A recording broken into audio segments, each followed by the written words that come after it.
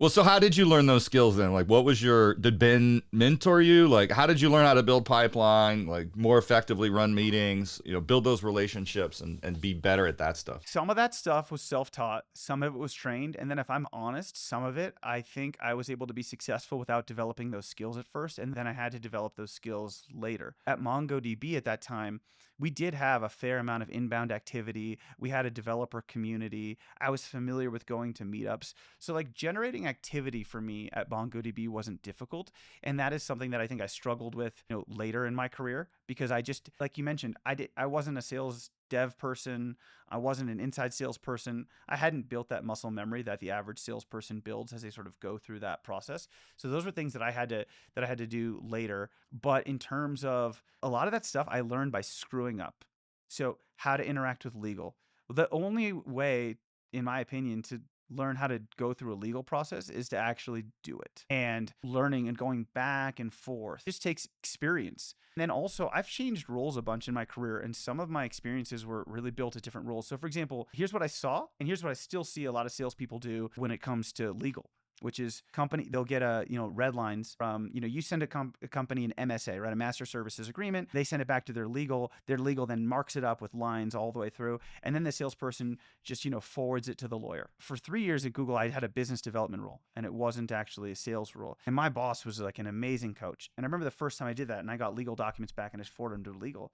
He's like, "What, did you read these red lines?" I was honest, like, "No, I just sent him to legal." It's like, "Well, are these all legal terms, or are there some business issues in here?" That is like such an obvious question, but I had a very obvious answer of like, he's like, "Well, look, you need to never do this again. If we're going to do business with another company here, you need to know what's in the agreement, and you need to know the specifics of what a company's asking you for." And I said, like, his name is Dave Videz, and I said, "Dave, honestly, can you coach me on that? Because I haven't really done that. I'm in a BD role. My background is selling. What you're saying makes a lot of sense. I wish I could say that I've seen all the other salespeople that I work with do that. They don't do that. Show me." We like then would dig through these agreements, and he'd say like, "Look, they're asking here for rights to use our logo. Is that a legal issue? Is that a lawyer going to prove that, or who's going to prove that?" And I was like, "Oh, that's a really good point. Look, they're asking for payment terms. That's a business issue. Is that about the law? No, that's about how long they're going to, from the time they get the bill." He said, "All of these things are things that you should be able to negotiate." And I thought this was such a huge thing for me, such a better seller. When I went back to selling, when I worked like at Grafana with Steve, when I would get agreements from customers, I would just comb through those, and I was so trained, and I'd be able to pull out things. And before I would even send it to legal on our side, I would be able to push back on the customer and say, "Hey, let me tell you, you're asking for these 5 things. Am I fair in summarizing these 5 things?" They'd say, "Yes, those are the 5 things we have." "Okay, well, listen, one, we're not going to do. And let me tell you why. It's just, I'm not going to say, 'Hey, it's a non-starter, so just delete it.' Like, let me tell you why number one doesn't make sense for our business. Okay. 2, you're asking for extended payment terms. Here's what's in the realm of reasonable for our company. 3, okay, that's a legal issue. I'm going to forward that to legal." And I'd be able to then make these things 5 negotiating points, because I think a lot of sellers will find themselves in a trap where the only negotiating point they have is like price or how many free consulting hours they're giving away. But you can pull from what they're asking for in the red line, says, "No, these are major negotiation points.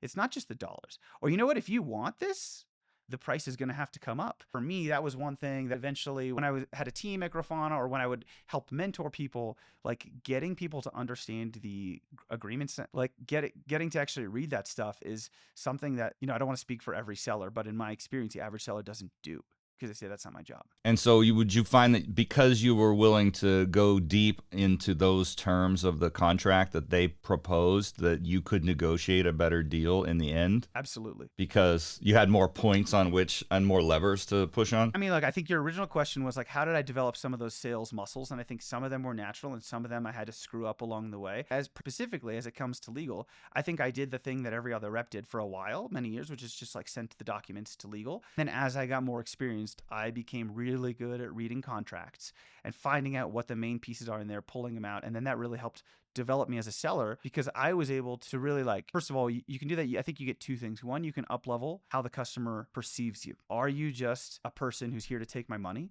or can you represent the interests of both businesses? Huge in making sure that, like, having executive presence and being able to communicate business value. And then also just to be able to negotiate, to be able to say like, "No, these are the points that matter to our company."